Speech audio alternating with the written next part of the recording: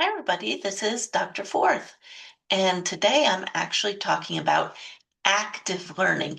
You may have heard of this because it's kind of a buzzword in education spaces, but what does it actually mean? Active learning means that the student is participating in the learning process rather than just sitting in class and regurgitating lecture material. And quite frankly, there are very few students that can sit in a lecture class and just get all of the information from lecture.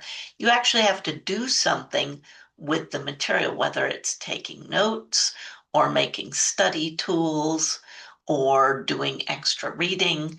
You have to do something with the material to actually make it relevant because you want your brain to transfer it into long-term memory storage. And we do that best when it's connected to something that we already know, or if it's fun and interesting.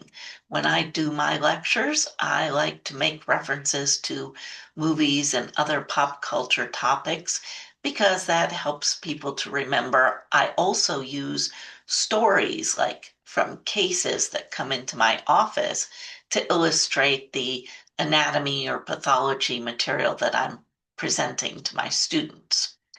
So, active learning is very important in order to help you remember materials. I would suggest that before you actually go to class, you at least skim the instructor's notes or the textbook so you have an idea of what they're going to be talking about. And also, after lecture, you can just take a few minutes and kind of summarize for yourself what the material was that was discussed. You can also make note cards or other study tools. Now, note cards are great, but I think that they're overused in a lot of cases. I've seen some note cards prepared by students, and you need a magnifying glass to read them.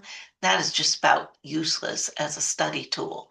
So, note cards are great for little pieces of information like definitions, facts, chemical equations, or mathematical equations. So these small pieces of information can easily be put onto note cards.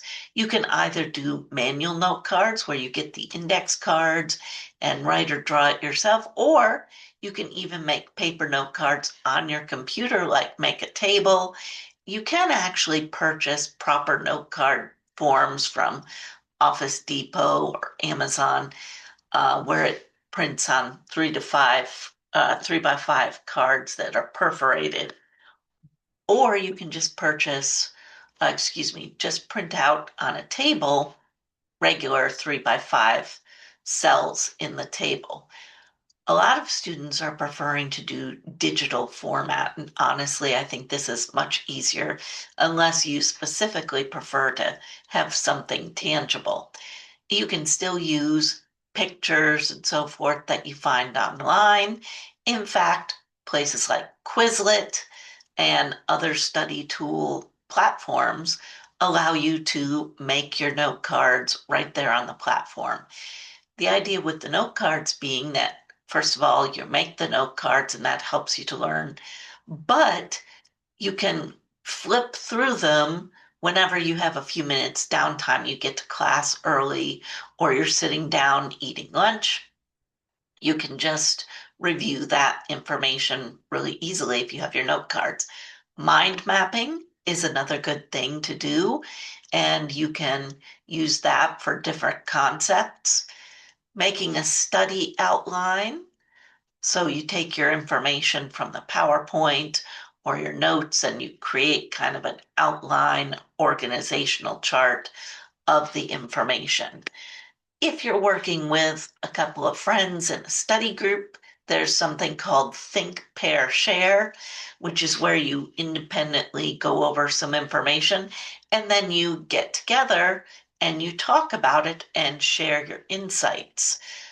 Case studies, a good way to actually make real world relevance and use examples from actual cases to apply to the theoretical concept that you're trying to learn. You can make short quizzes over the material and also minute papers where you just take a topic and give yourself a few minutes on the clock and just write down everything that you can think of about that particular topic. Now, I know a lot of students like to use AI for studying, and that can be a very helpful tool, but I would encourage you to try and make your study tools yourself because it's not just that the tool is so great to have, it's the actual gathering of the information, organizing it, and making the note cards or the outline that helps you.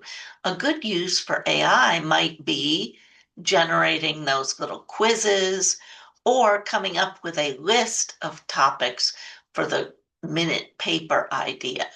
So make sure that you integrate active learning to really help you take ownership and remember the material.